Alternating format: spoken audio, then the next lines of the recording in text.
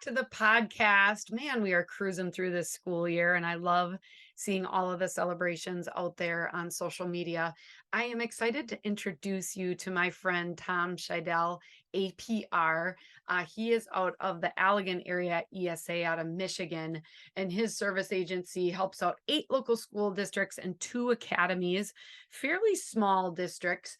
He's going to really share his background and talk about the advantages of coming to the field of education as a school communicator without the background in education, which is an asset because you don't know what all those acronyms mean, and neither does your community. He's going to talk about how they use social media to interact and how he supports the folks that are doing social media in their districts. Many of them are part-time, right, with handling social media and another role. And then he's going to dig deep into some of his experience with referendum or asking for money and some of tips there. Also, very important is networking and really being surrounded by people that are going to be able to help you. Tom is a big advocate. He's had a lot of leadership positions that he's going to tell you about. And we hope that this will drive you into some action to getting involved. Say, are you on my newsletter list yet?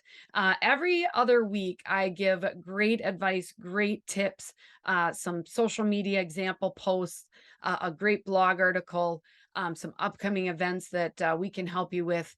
Sign up. It's totally free. It'll come right to your inbox every other Tuesday morning, and you will start building your network because you'll be hanging out with me. All right, now let's get to this week's K-12 PR tip. All right, today's K-12 PR tip is all about New Pages Experience, and I got this question for you. If you're on New Pages Experience for Facebook, are the notifications driving you nuts? Well, I'm going to talk you through real quick. This like a step-by-step of how to turn off the notifications on your page. So you got to, first of all, make sure that you are logged in as yourself, your personal account.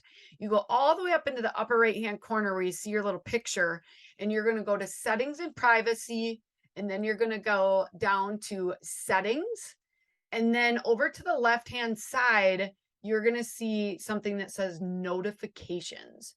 When you click on notifications, you're going to scroll down and there's going to be a tab that says pages and profiles you manage. You want to click and open those up, and you are going to want to make sure that those notifications are turned to off.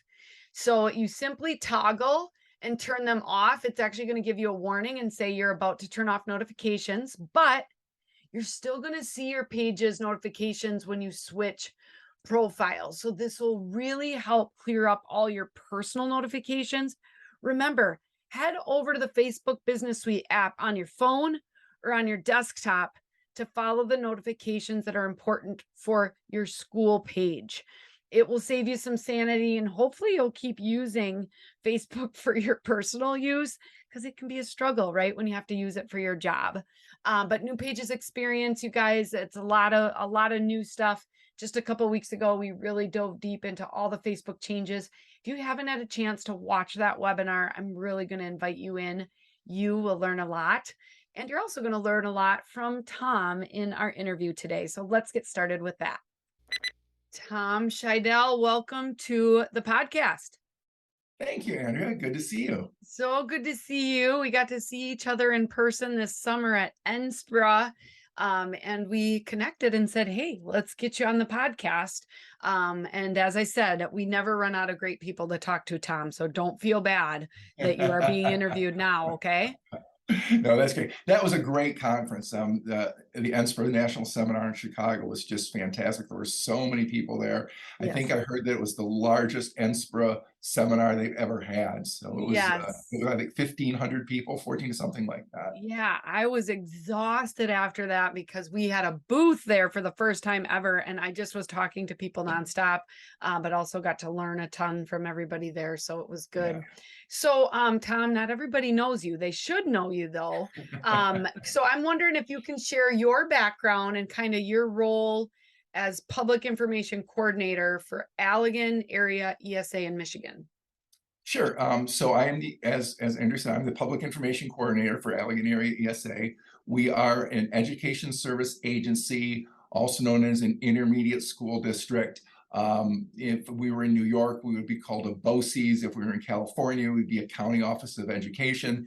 So ESAs go by lots of different names depending on what part of the country you're in, but we just kind of go by Educational Service Agency as a generic term. So what we do is we serve 8 local school districts and 2 public school academies. And what we do is we provide educational services that would be too cost prohibitive or too unwieldy for a local district to do on their own. For example, we have a tech center which has 19 different CTE programs. We handle all the special education busing for the county. So it's things like that that because we're able to do that, and we are tax supported, that's money that doesn't come out of the general funds for the local school districts. So we're actually an asset to them in the way we're able to bring services to them.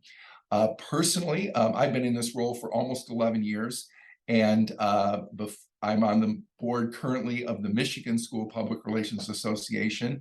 And from 2016 to 2019, I was the Mideast Region Vice President for the National School Public Relations Association.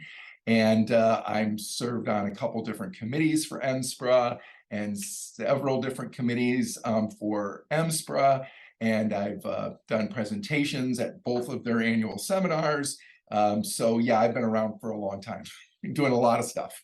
Awesome. So you've been there 11 years, and what did you do before that?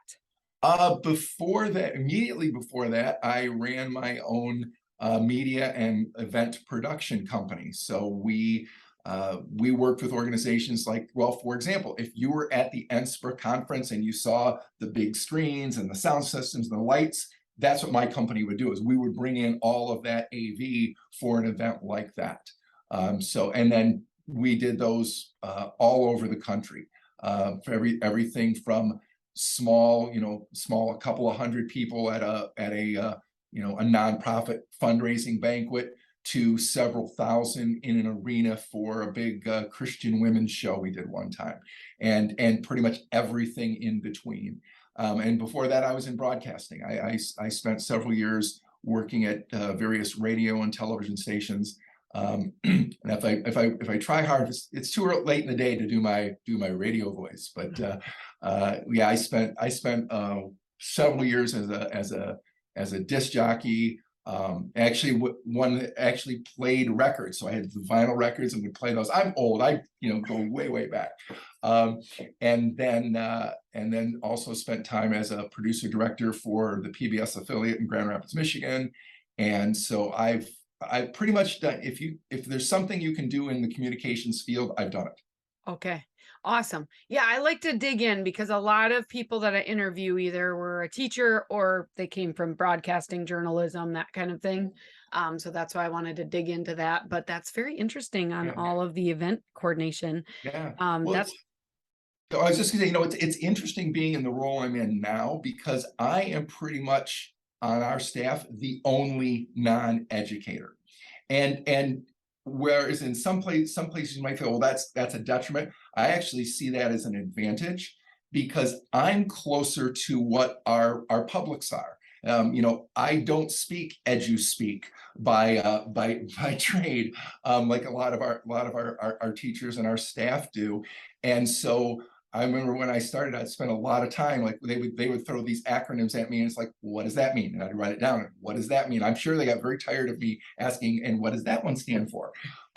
But I figured, if I'm going to communicate out to the public about what we're doing, I need to be able to know what this stuff is and not just throw those acronyms and those edu-speak words out there, because our public doesn't know what those are either. So that's been a real challenge and also opportunity for me, is to take the language that's used in education and put it into terms that the general public can understand.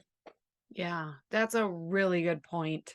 And such a good, I guess I did not come from education either. And so a lot of this doesn't make sense to me. And so sometimes you feel maybe stupid or, like, oh, I don't know what that means. But you're in the same shoes as the audience, parents and the community members. So I love that. I hope after 11 years, you haven't just melded into understanding, and you can can you still You keep know, that fresh perspective? they still throw, I mean, they come up with new things. What I love about education is that they take a really long term for something, and then they make it an acronym, and then they turn the acronym into a word. Sketchies is probably my favorite. SCECH''. I'm still not sure what exactly it stands for, but it's something about how teachers get continuing education credits. I think the C and the E are continuing education, but I can't tell you what the rest of those letters are for. But they always call it sketchies. It's, oh yeah, you can get 2 sketchies for attending this event. Great. I don't know what that means, but I'll put it down and the teachers will get it, and we'll just leave it at that. Oh, that's funny. So now I'm just gonna get in kind of, so much trouble for this. that's okay. It's mostly school communicators who listen to this podcast, so you're in a safe place. My Um, superintendent is not gonna hear this, right? Okay. right. So, how now that you're in your role with your ESA there, how does social media fit into your role? Sure. So I am primarily responsible for our main Facebook page and our main Twitter account. Each of our buildings and several of our programs have their own Facebook, Twitter accounts, and Instagram accounts. And so I'm an admin for those, because we have a policy here that, especially with Facebook, we have to have multiple admins on any account. Because I'm sure that anybody who's been in school PR can tell you that horror story of some teacher starts a page and then they leave for whatever reason, and there's no way to turn that page off. And so, so we just have a policy that any page has to have at least 2 admins. Number 1 is the person who's actually going to be running the page, and then number 2 is usually me. And that way we've got that, just that check and balance kind of thing going on. So when it comes to, I'll say, like our teaching and learning or our tech center folks, they are very good at posting their own stuff, and it's quality content. And so I'm just there when they have questions. It's like, well, I was trying to post this and this didn't work, or, oh, we want to boost this post. Can you help us do that? So I'm more of a resource to them, as opposed to being a content generator in that case. Okay. And do you have any connections with like the school communicators at each of like your 8 local school districts? Is there a Yes, connection there? actually, yeah, well, because we are a relatively small county, I mean, we service 14,000 students, about 14,000 students spread among 8 local districts and the 2 academies. So our largest district has just under 3,000 students, and our smallest has 35. Period. Yeah. So they're small. So there are in our whole county, there are only 2 people that are full-time school communicators. Everybody else is PR and superintendent's assistant, PR and family coach, PR and assistant athletic director, and teacher. I mean, we got one person who literally has 4 different roles with his district. And PR just happens to be one of them. So one of the things, and again, one of the other services that we offer as an ESA is, because I am full-time, I'm able to work with these folks and really help them out on a lot of their, not only social media, but anything they're doing school PR wise, because they don't have the time to go to the conferences. They don't have the budget to, in some cases, even have a membership to our local SPRA. And so I'm able to go in there and really help them out with and answer a lot of their questions. We have a bi-monthly meeting of all the people who do PR at our local districts, and it's just throw out ideas. What are you having struggles with? What are you having issues with? Hey, here's what we heard. Here's what I've heard from national, or here's what's going on. In Michigan, we've got a social media day coming up in next month. Why don't you see if you can attend that, or maybe you can attend virtually? And so trying to make sure that the folks that are doing it, since it's not their only job, that they are up to speed on the latest tips and techniques and things like that. Okay, that's awesome. So, you've supported in a lot of different ways, and you had a really successful plan for, is it Headley? Mhm. Okay, Headley to Yes. help with their school financing back in 2020, and you had to Right. rely heavily on social media Yes. due to the pandemic. So what were some of the things that worked best for you with that whole campaign? Yeah. So in Michigan, we are taxpayer supported. Um, but we have this cap. It was called the Headley Amendment that came in, I don't know, 20 some years ago. And it sounds good because what it says is, hey, your property taxes, because that's how school funding is based, is on property tax.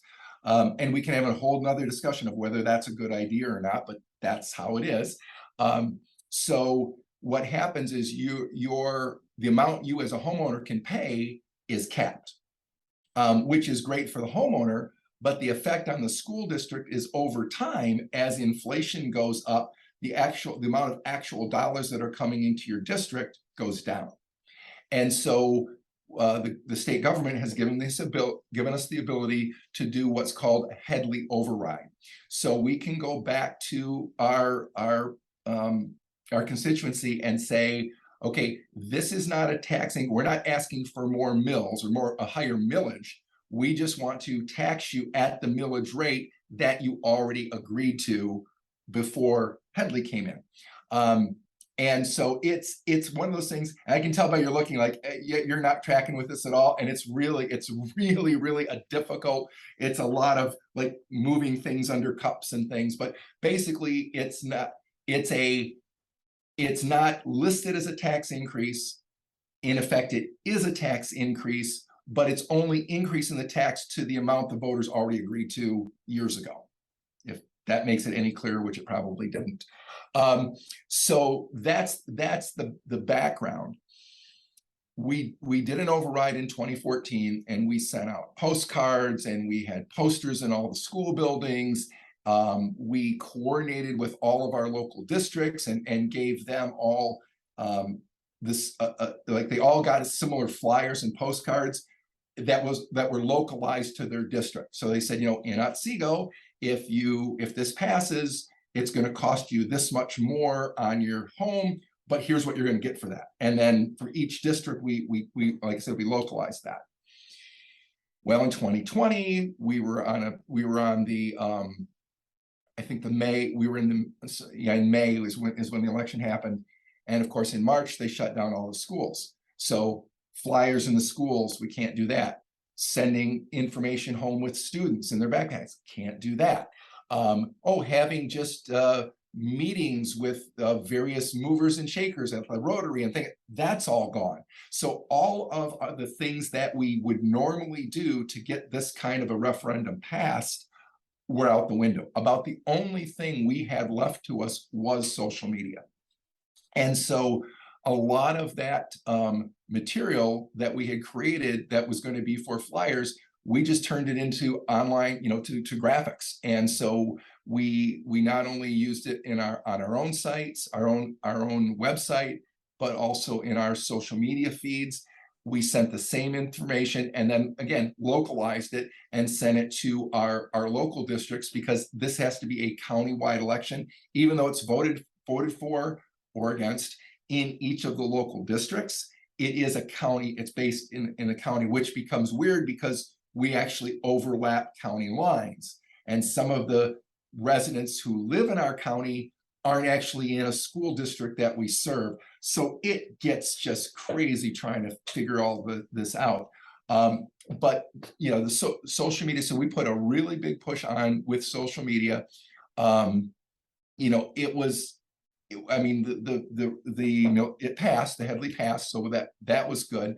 But I have to admit, I was a little nervous because I knew how much time and effort we put in 2014, and the fact that it passed 51 to 49%. So very, very tight, but it passed.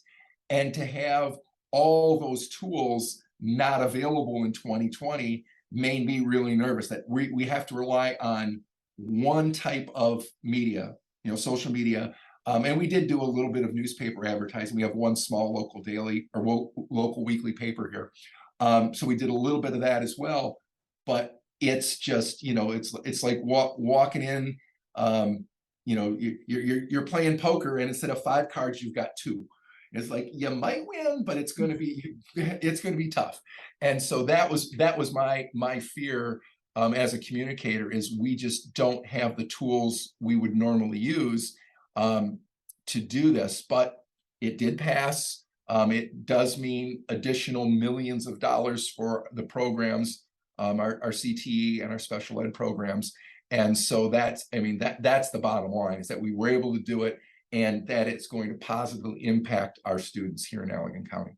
So it passes or fails as a county, Yes. but it, So it has impact for each school. That's why you broke it down, because it's like, what does it mean for me, instead of averaging it out for what it means for the whole county. Exactly, because what we have found in our research is that when we try to say this is good because it fits the whole county, we don't get a lot of traction with that. But when you can say, here's how it affects you, here's how it affects the Plainwell School District, here's how it affects the students at Glenn, those are the kind of things that resonate with the parents and with the voters in those local school districts. So anything like that. But at the same time, what we do is we make all the collateral material have the same look and feel to it. Okay. So that marketing theory tells us that it takes 6 impressions to cause someone to either buy a product or vote a certain way or whatever, but it takes 6 impressions. So by having all of the media, whether it's flyers or social media, by having it have the same look and feel, so you may only see, and if you're a parent in Allegan, you see the stuff that's localized to you. But then you're in Plainwell and you see the same, almost exactly the same thing, and it's another impression. And then you're at the movie theater, and there it is up on the movie theater screen, and there's another impression. And so what we were trying to do is not necessarily get 6 localized impressions, but get 6 to 10 impressions on every single voter. And sometimes it was going to be local, and sometimes it was just going to be the broader message. So in 2014, did it pass as well? Yes, 51 to 49% was 2014 as well. Okay. They were both really close votes. Oh, okay. And yeah, and it was just hard. It was such an unknown time back in 2020. Right. So is there anything that worked? I mean, you already talked about consistent branding among everything, but was there anything when it came to social media with asking for money, any lessons learned that you'd want to share with our listeners of just something that ended up working really well? I think the biggest thing that worked for us was having that local connection. As you mentioned earlier about, do we have relationships with the PR folks at the local districts? And we do. And that's one of the things we really try to do, is to foster those relationships. I remember hearing years ago, if the only time you hear from somebody is when they want something, you stop picking up the phone after a while. And so part of it is, me personally, but our organization in general, we're always touching base with our locals. Like, what can we do for you? Where do you need help? Or just call and say, hey, how are things going today? Just building those relationships so that when we come in and say, hey, we need to pass this millage because it's going to mean $2 million for our students, and here's the percentage that's going to go directly to your district, they're much more willing then to help. Yeah. Okay, because we've built that relationship. So I would say the lesson learned is something that it just proved once again, that by having those relationships in advance and then providing that content. Again, I work with a lot of folks that, as I said, they're not full-time PR people.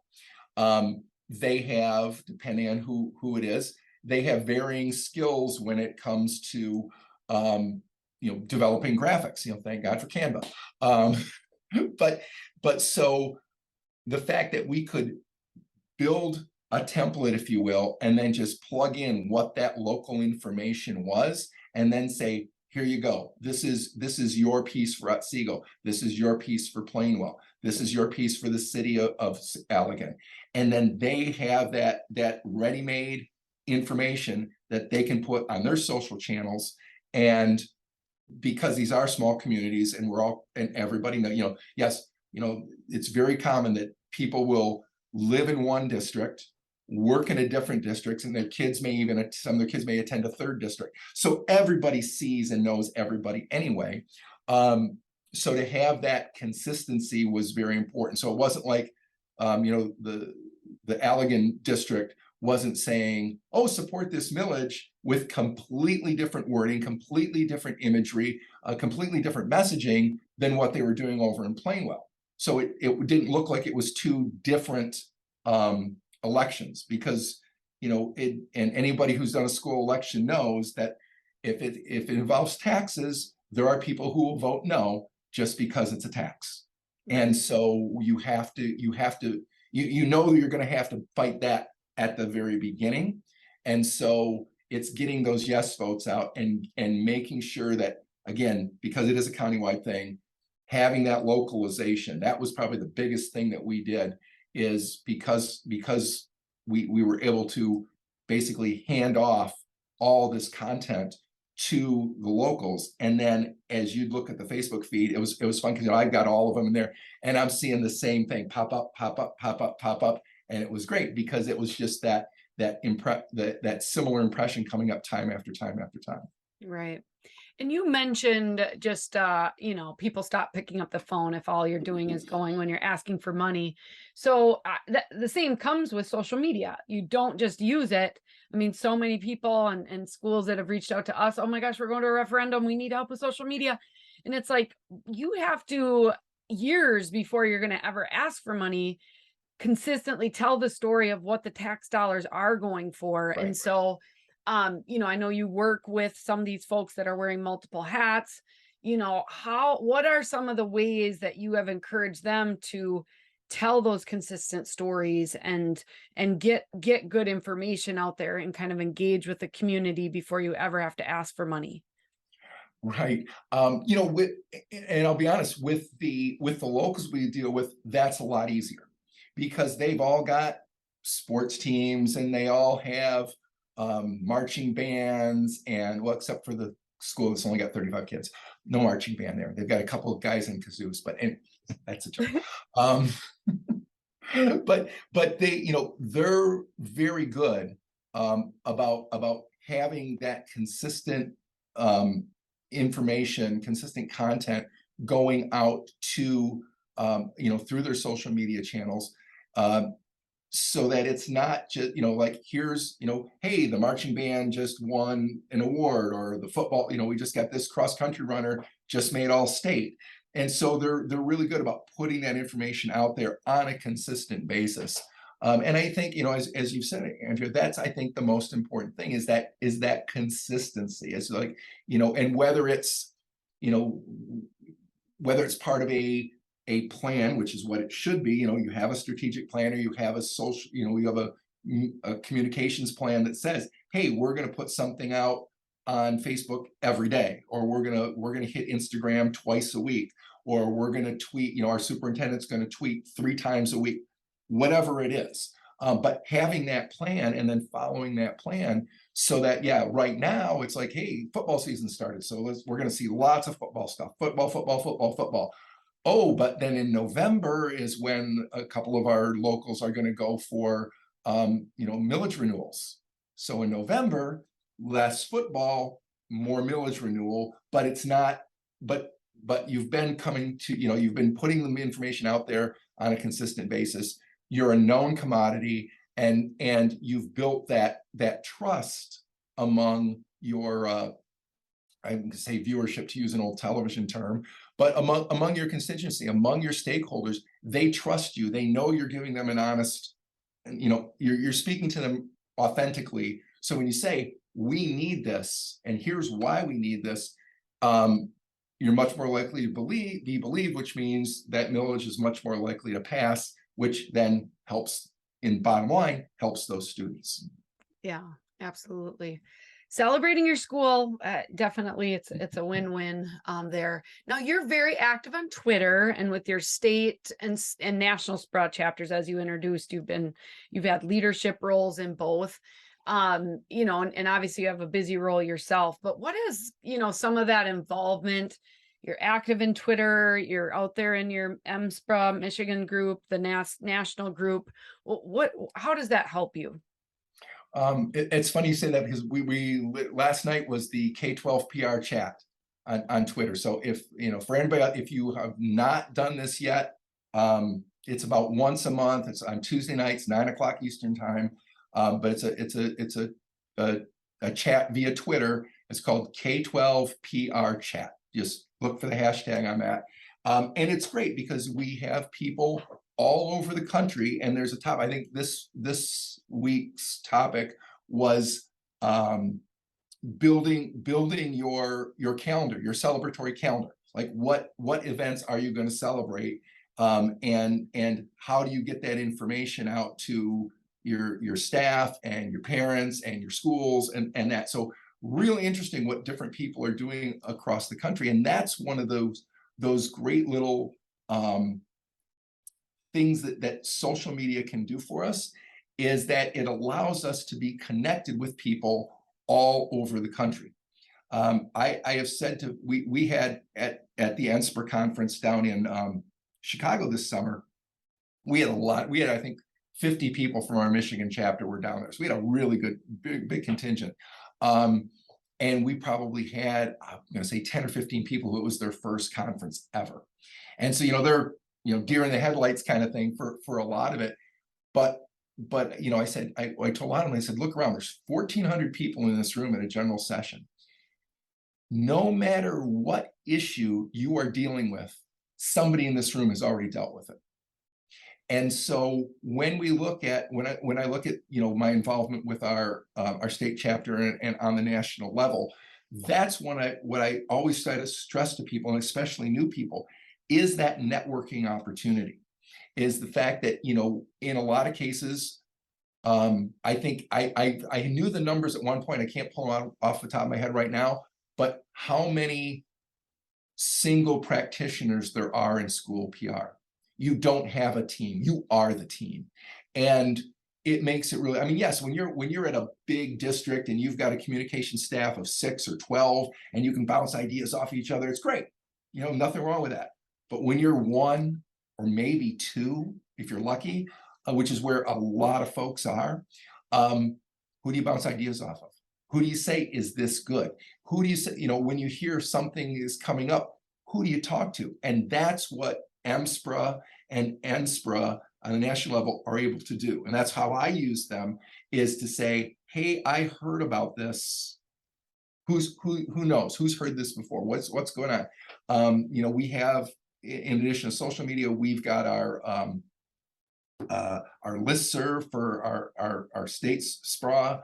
And people are always on there going, in fact, God, we got one just yesterday about one of the TV stations in their market had contacted them about something. And, if you've never talked to a certain TV station and they call you out of the blue, it's like, whoa, what's this all about? Is there a hidden ulterior motive? Because we have stations around that do have that, and and schools are an easy mark right now. And so they just sent out a note saying, hey, who are these people? Has anybody ever dealt with them? Now, as it turns out, a lot of us have dealt with this particular TV station and this particular reporter, and they're really good at what they do. And so when they kind of detail what they're asking, I say, oh yeah, that's cool. They'll do a good job for you.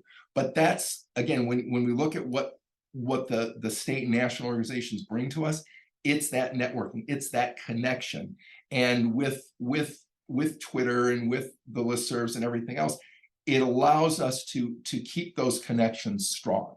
It's one thing because if you only see somebody once a year at a national seminar, it's great, but you're there for 3 days, and then the rest of the year, here you are in my own little cave all by myself. And so it's good to be able to either pick up the phone or shoot out an email or see them on the K-12 PR chat, and build those relations and get that information, because that helps all of us do our jobs better. Yeah, absolutely. Got to surround yourself with people that are smarter than you, that have been there. There's lots of people smarter than me. That's Oh, easy. yeah, me too. So I just know how to hang out with them. So as we wrap up, Tom, what would you say is your best social media tip? So I would say, remember that social media is a tool.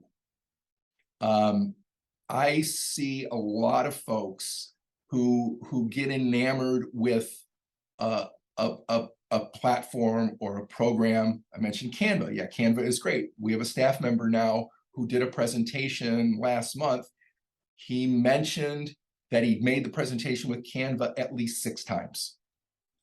So you don't get enamored with the tool, because that's it. Canva or Twitter or Instagram or Snapchat or TikTok, they're all tools.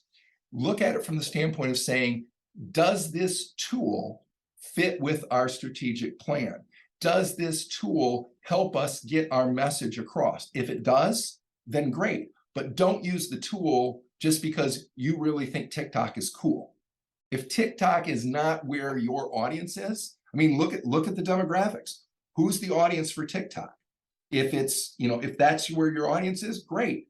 But if it's not, don't use it just because you think it's cool. So that's I would say my biggest tip is always base your social media or any kind of tool you're using with how does it fit with your district or agency's plan. Yeah. Great advice. So if people want to hang out with you now, because we know it's cool to hang out with smart people, and Tom, you are smart. How would they stay in touch with you, Tom? So I'm very old school. The best way to get in touch with me is send me an email. I mean, like I said, I am not a digital native, but I hit email all the time. So that's tom.scheidel, Scheidel at AlleganAESA.org, which is ALLEGANAESA.org. Awesome. And then I do have Twitter, and I'm pretty good on Twitter, as you mentioned. Tom's Travels is my handle on Twitter. And then I am on Facebook and LinkedIn and Instagram, but I'll be very, very transparent with you. My LinkedIn page, it exists and it's updated, but I don't go there a lot. And Instagram, it exists, I think. Haven't been there in a long time. Well, we'll make sure we link up your email and your Twitter here in the show notes, so that will be really helpful for everybody. We'll get a mention out to that K-12 PR chat, which is a great spot to virtually meet a lot of folks around the country, like you said. And please, you guys, get involved in your state chapters, in the national chapter. It's a great place to meet, and that's how Tom and I met. So Yeah. a great spot to be. Thank you so much for hanging out with us today, Tom. I really appreciate your time. Thanks for having me, Andrew. I appreciate it. All right, everybody, we will see you back next week with another fantastic guest. Until then, just keep telling those stories, guys. Bye-bye.